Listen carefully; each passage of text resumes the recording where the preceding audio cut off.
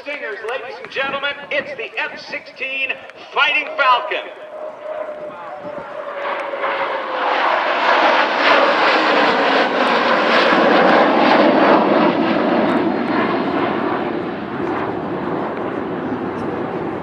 Right now, those Pratt & Whitney engines are not generating that full thrust.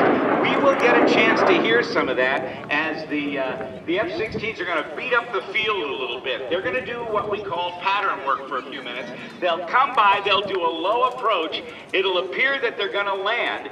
As a matter of fact, as they get into what we call the downwind leg, they've just now called gear down, low approach. The first aircraft is turning base. So we have the downwind leg, which is opposite the direction of takeoff and landing. Then they will turn 90 degrees to the point of the run, to the direction of the runway in a base leg. Then they'll turn the other 90 degrees on final approach. Where's the other one?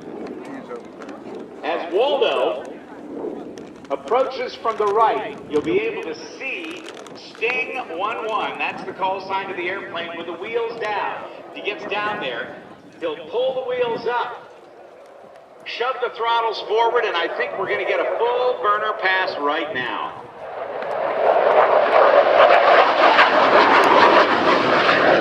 No burners on that one.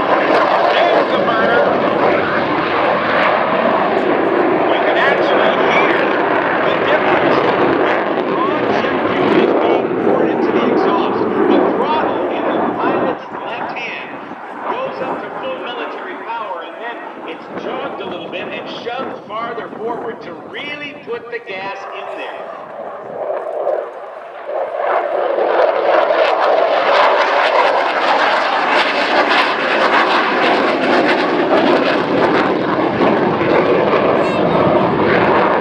The F-16 Fighting Falcon, with its afterburner, will get an incredible kick in the pants.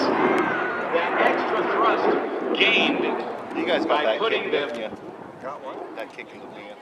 by putting that raw jet fuel into the exhaust will use up fuel at an inordinate rate, and in some cases they'll use up all the gas that normally would last 2 hours. They'll use it up in about 15 minutes.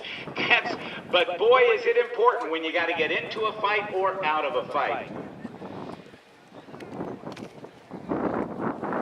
This time we're going to have a full stop. Now watch the aircraft as it comes to